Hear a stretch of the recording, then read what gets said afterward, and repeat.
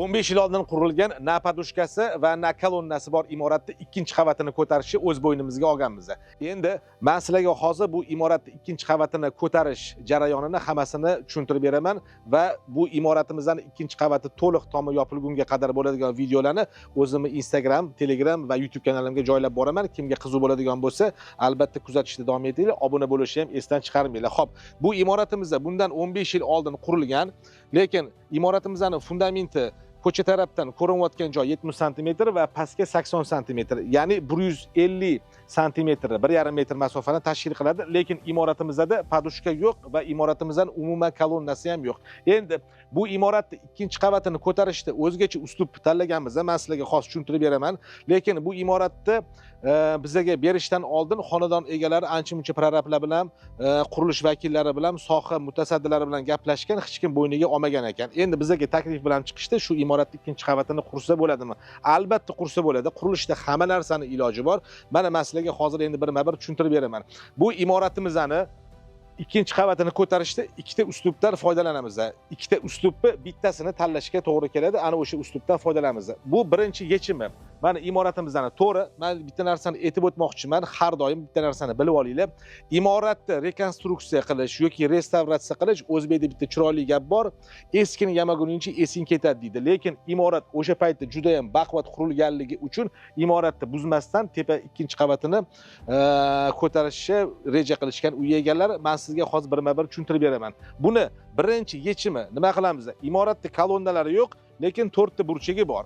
Endi mana shu 4 ta burchagida esinglarda bo'lsa, bu hozir Glinkada, ya'ni Toshkent shahrining Glinka ko'chasida qolgan uylar bor. Vysokopotolochniy, ya'ni Nikolayevskiy g'ishtdan qurilgan imoratlar bor. Ana unda ham shunaqa kolonna rigillar bo'lmagan, g'ishtdan ko'tarilgan. Bu ham xuddi shunaqa ko'tarilgan. Endi biz nima qilamiz?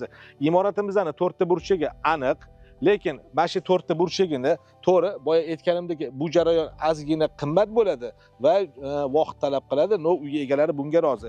Imoratimizning 4 ta burchagini, kolonnasini chiqarish uchun 4 ta burchagidan joy ochib olamiz. Ya'ni 40 ga 40 masofa ochib olib turib, fundamentigacha bo'lgan jarayonni hammasini buzib olib tashlaymiz, tekislab olamiz va alohida podushkaga joy ochamiz, podushkani istagan holatida qo'yamiz. Chunki fundamentini boshdan oxirigacha buzishga imkoniyati yo'q. Unda u ham buzilib ketadi. Endi 4 ta tarafdan 4 tala kolonnaga joy ochib bo'lganimizdan keyin stakan vazifasida podushkani quyib bo'lganimizdan keyin o'shani ustidan armirованный setka to'qigan holda, lekin bu yerda bitta narsani e'tibor beringlar. Armatura 22 li va 20 li secheniy armatura bo'ladi. Sababi bu imoratni o'zini skeleti deymiz, qo'pol bo'lsa ham o'zini korobka holati turadi. Ikkinchi qavat mana shu 4 ta tarafdan bir-biriga ulanadigan, alohida chiqib keladigan kolonnaning ustiga quriladi. Endi bitta muhim jihatini aytib o'tib ketmoqchiman. Masofamiz juda uzoq, chunki imoratimiz 15 ga 15 qilib qurilgan va o'rtadan ham xuddi shunaqa chetdan beradigan kolonnamizga deylik, imoratimizning o'rtasini mashet deb oladigan bo'lsak, mana mashetdan ham 40 sm qalinlikda, ya'ni kolonnani qalinligida bu yerda ham xuddi shunaqa joy ochib olamiz. Podushkagacha bo'lgan masofani polni buzib kelib, bu yerdan ham o'sha stakan sifatida podushka quyiladi va 22 li, 20 li 4 tadan armatura ishlatgan holatda imoratni tepagacha olib chiqib kelamiz kolonnasini. Endi mana shunda o'zingizlar yaxshilab e'tibor berayotgan bo'lsanglar, 4 ta burchakdan va 4 ta o'rtadan bo'lganda 8 ta kolonna hosil bo'lyapti va bu kolonna bir-biridan mustaqil kolonna bo'ladi. Ya'ni tepaga chiqqanimizda bu imoratni tomini ochamiz-da, tom ochilgandan keyin o'sha aviaskalari bormi yo'qmi buni hali bilmaymiz, lekin imoratga plita qo'yilgan. Endi bu yerda bitta savol tug'ilyapti. Hozir bizda paka buni ochganimiz yo'q. Sababi hozir ichkarini ham sizlarga ko'rsataman. Ichkarida ham juda katta qurilishimiz bo'ladi. Endi bu tomini ochganimizdan keyin plita devorga 15 sm o'tirganmi yoki devorga to'liqligicha o'tirganmi? Mana shu savol bizani hozir qiynab turibdi. Endi buni ham yechimi bor. Men hozir video obzor mobaynida uni ham tushuntirib beraman. Endi kolonnalarimizni ko'tarib bo'lganimizdan keyin mana shu 8 ta kolonnamizni bir-biriga 40 sm li albatta yuqori secheniyali armatura bilan ko'tarib chiqamiz. Sababi nimaga yuqori secheniyali armatura? Chunki bu stakan vazifasini o'tagan holatda podushka ko'tarilib kelyapti. To'liq lentichniy podushka yoki stяжка podushka qilinmagan bunga. Ya'ni monolitniy podushkasi yo'q, uni imkoniyati ham yo'q. O'sha uchun secheniyali armaturani qalinroq beramiz. Ana endi tasavvur qilib ko'ringlar. Bir qavatli mana shu turgan imoratimizda o'zini xohlicha turadi, lekin ikkinchi qavati mana shu biza sun'iy ravishda yasagan 8 ta kolonnamizni ustiga ikkinchi qavat to'liqligicha o'tiradi. Bu birinchi yechim vazifasi. To'g'ri, bu ozgina vaqt oladi, bu juda ham qimmatga aylanishi mumkin uy egalariga. Buni albatta o'zlariga ham tushuntirganmiz. Endi buni ikkinchi yechimini men sizlarga hozir ichkarida joy ochtirib qo'yganman. Ana o'sha yerda ko'rib, men sizlarga u yoqda ham qilinadigan ishni hammasini ko'rsatib tushuntirib beraman. Imoratimizning ikkinchi qavatini ko'tarishni ikkinchi yechimini men sizlarga hozir tushuntirib beraman. Xo'p, imoratimizning 4 ta tomonlama 15 metrdan bo'lganda, xo'p, 60 metr tashkil qiladi. 60 metr transheya qazamiz va fundamentni yaxshilab e'tibor berib o'tgan bo'lsanglar, ustki ko'rinish fundamentimiz 70 sm, tagigacha 80 sm. O'sha boya aytganda 1,5 metr masofani tashkil qilyapti. Endi ikkinchi yo'nalishi imoratni qurishi. Bu yerda bitta xavfli joy bor, uni ham albatta ko'rsatib yetib o'tib ketaman. Fundamentimizdan tugagan joyigacha transheyamizni qazib olamizda va podushkaga yana 30 sm chuqurlikda qazib podushkani quyish jarayoni bo'ladi. Endi bu yerda o'sha fundament bo'lmaydi. Bu imoratni ustiga ikkinchi qavat o'tirganda, imoratni ikkinchi qavat massasi og'irligi natijasida bunga tushadigan yuk teydan yorilib ketmasligi uchun podushkamizni imoratimizni tashqi tarafigacha, ya'ni 0 urovinggacha bo'lgan jarayongacha podushka quyib kelamiz va mana armaturani, mana menga e'tibor bersanglar, buni har doim ko'rsataman. Armaturani mana shunaqa bukib turib, imoratimizni 0 nuqtasigacha olib kelamiz. Bu imoratda to'liq 4 ta taraflama oyoq vazifasini o'tab beradigan podushka qismimizda bo'ladi. Balandligini 30 sm, qalinligini 1 metr holatda quyib chiqamiz. O'shanda armatura secheniyasini kattaroq beramiz va orasidagi masofani 10 sm dan bir-biriga boylab chiqamiz. O'shanda imoratimizni hech qaysi 4 ta tarafga tepadan yuk tushganda surilib ketmasligini oldini oladi. Lekin buni bitta xavfli joyi bor. Hozir buni akam hisob-kitobini qilyaptilar. Aytganimdek, bu imoratda umuman kolonnasi yo'q. Bilasizlar, kolonna rigel imoratning qovurg'asi hisoblanadi va imoratni to'liqligicha bir-birini bog'lab turadigan konstruksiya hisoblanadi. Bunda unaqa narsa yo'qligi sababli imoratning ikkinchi qavatini qurayotganimizda bu to'liq pishgan g'ishtdan qurilgan bo'lgan taqdirda ham o'sha aytganimdek kolonna rigellari yo'qligini hisobiga tepadagi og'ir massa bu imoratni birinchi qavatdagi g'ishini to'liqligicha sindirib yuborishi mumkin. Ya'ni imorat yuqoridagi massani ko'tara olmasligi mumkin. O'shaning uchun bu hozir o'sha akam aytganimdek, akam tomonidan mutaxassislar yordamida albatta tekshiruv olib bordik. Mana chuqur kecha hammasini tekshirib, analizlarini olishgan.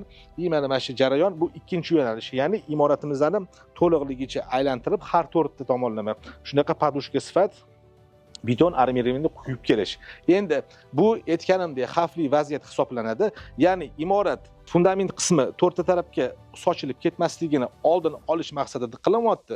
Lekin bu imoratning ikkinchi etajini birinchi qavat ko'tarmasligi uchun menimcha katta ehtimol biza o'sha men aytgan birinchi uslubni, birinchi yo'nalishni tanlasak kerak. Ya'ni 4 ta taraflama kolonna va imoratni o'rtasidan 4 ta taraflama kolonna berib turib, ikkinchi qatimizni aynan alohida bu imoratdan tashqari holatda, ya'ni imoratning ichidagi imorat qilib turib, ikkinchi qavatda o'shanga o'tkazish ehtimolimiz kattaroq bo'lib turibdi. Xo'p, o'zingiz e'tibor bergan bo'lsanglar, bu imoratimizning ikkinchi qavatini ko'taramiz, lekin bitta tarafi bor. Mana yo'ligimizni kirib-urishda ko'rayotgan bo'lsanglar, bu yo'ligimiz ham imoratimiz 15 metr tashkil qilayotgan bo'lsa, yo'ligimiz salkam 9 metr tashkil qiladi. Mana bu yerda alohida yo'lak bo'ladi va bu yo'ligimizning tepasida ham albatta 2 qavatli imorat bo'ladi. O'shanda hozir biz jarayonni kuzatib turibsizlar, ishni boshlaganmiz. Imoratimizning ikkinchi qavatiga kelganimizda, ya'ni birinchi qavatini to'liqligicha ko'tarib bo'lganimizdan keyin bu imorat tomoni ochaman va o'sha boya aytganimdek ikkita yo'nalishda qilingan qilmoqchi bo'lgan ishimizni bittasini tanlaymiz va bu imoratni ham ikkinchi qavatini baravar ko'taramiz. Lekin bitta narsani aytib o'tib ketaman. Bu imoratimiz va bu imoratimiz bir-biriga qo'shilmaydi. Ya'ni avtonom holatda bo'ladi. Lekin baravar quriladi, oxirida tomi bitta bo'ladi. Endi buni men yana bitta narsani aytmoqchiman. Ko'pchilik savol beradi. Imoratni ustiga imorat qursa bo'ladimi? Albatta bo'ladi. Buni o'sha aytganimda, birinchidan rasxotiga tayyor turishingiz kerak. Ikkinchidan buni ehtimoliy nazariyasini, hisob-kitobini juda ham qattiq mutaxassislar bilan, kuchli mutaxassislar bilan gaplashish kerak va qursa bo'ladi. Ya'ni qurilishda yo'q narsani imkonsiz narsani o'zi yo'q. Hamma narsani qilsa bo'ladi. O'zini yo'llari bor. Mana bu yerda o'sha aytganimda ikkita yechimi bor. Ikkalasidan bittasini tanlaymiz. O'shaning uchun har doim aytaman, eski imoratni ustiga yangi imoratni, ya'ni ikkinchi qavatini albatta qursa bo'ladi. Boya aytganimdek, agar imoratimizning plitasi devorimizga 15 sm o'tirgan bo'lsa, kolonnalarimiz to'liqligicha, butunligicha chiqib ketadi. Lekin plitamizda imoratni devoriga to'liq o'tirgan bo'lsa, bu yerda nima qilamiz? Ozgina juda ham bir ruschalab aytganda seryozni masala bor bu yerda. Konstruktiv jihatdan xato bo'lmasa ham, lekin imoratni bir qurilish jarayoniga yoki o'zini xavfsizligiga, butunligiga hech qanaqa ta'sir o'tkazmaydigan holati bor. Deylik, plitamizda to'liqligicha devorga o'tirdi, lekin bizda 8 ta tarafdan kolonnamiz chiqib kelishi kerak. Unda nima qilamiz? Plitani kolonnamiz chiqadigan joyi o'zini albatta reskada, ya'ni katta o'zi bilsanglar almazning kesadigan o'sha apparatlar bor, o'shanda kesamiz. Lekin buni hech qanaqa kuvaldada yoki qanaqadir bir perforatorda urib, qo'pol qilib aytganda, uni dalbit qilib teshib unaqa qilib o'tirmaymiz. Akkurat mana shu 8 ta joydagi plitamizni burchaklarini kolonnaga mos ravishda, ya'ni apalovka siqadigan ravishda kesib olamiz.